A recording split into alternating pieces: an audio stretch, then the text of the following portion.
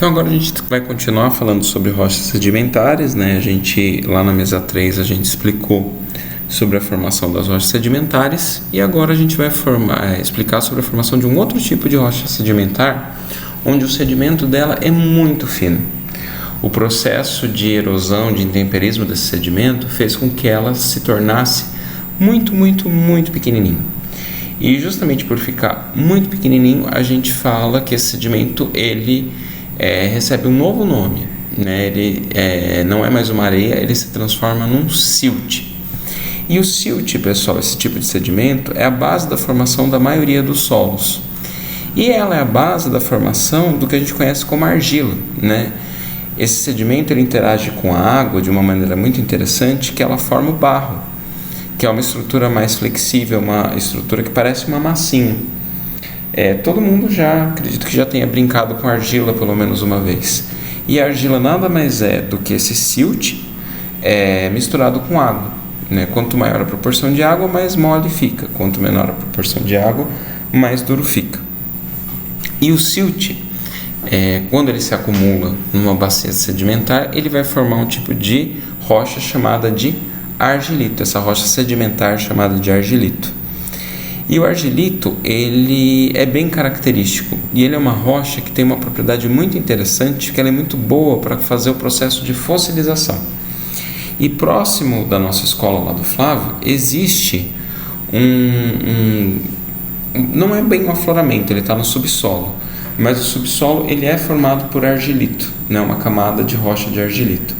E como estão sendo feitas várias construções, esse subsolo está sendo removido e essa rocha foi atingida. E próximo ali do Mercado São Vicente a gente tem algum acúmulo, né, de descarte de terraplanagem de argilito, né? Então a gente vai ver um pouquinho sobre o que a gente encontra lá. Então vamos dar uma olhada aqui nesses depósitos de argilito, próximo ali da Escola Flávio. Então, se a gente observar aqui no vídeo, Amelie!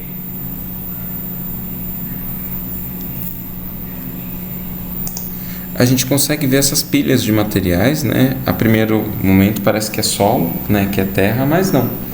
Na verdade, são fragmentos de rocha sedimentar do tipo argilito, né? Que tem os blocos maiores.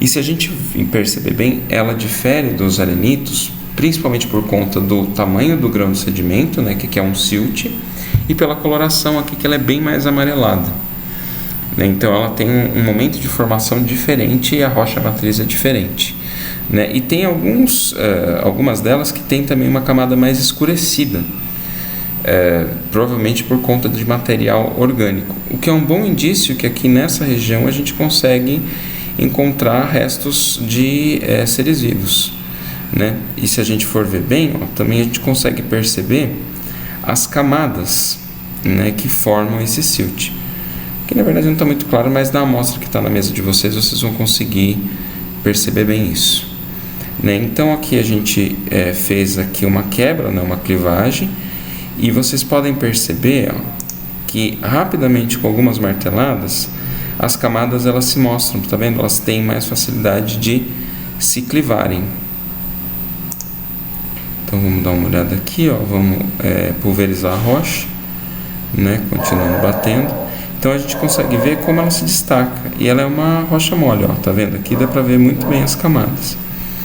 E aqui, uma dos argilitos que a gente quebrou, a gente viu essa evidência aqui de impressão.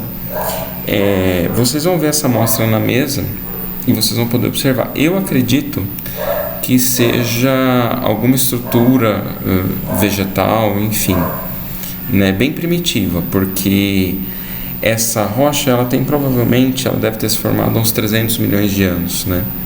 Então há pouco tempo, na verdade, tinha sido colonizado o ambiente terrestre. Então as plantas que existiam ali, elas eram muito primitivas, elas ainda não tinham sementes. Mas eu acredito que seja alguma estrutura derivada de planta, né? E como que foi encontrado, né, essa impressão? Quebrando a rocha, né? Então era uma rocha parecida com essa, a gente vai quebrando e aí na camada onde tem essa impressão acaba sendo possível visualizar, tá vendo? Essa daqui é a amostra que vocês estão aí na bancada, para vocês poderem observar, né? E se continuasse quebrando em outros lugares, provavelmente a gente observaria outros fósseis do tipo de impressão, né?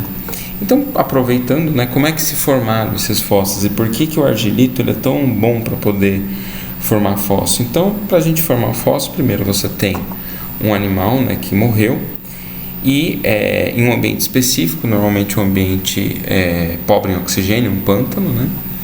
E rapidamente esses restos mortais dele, eles vão sendo soterrados, né? Como que vai sendo soterrado? A própria água, ela vai trazendo esse sedimento, né? E quanto mais fino é esse sedimento, melhor a definição que a gente tem aqui do fóssil.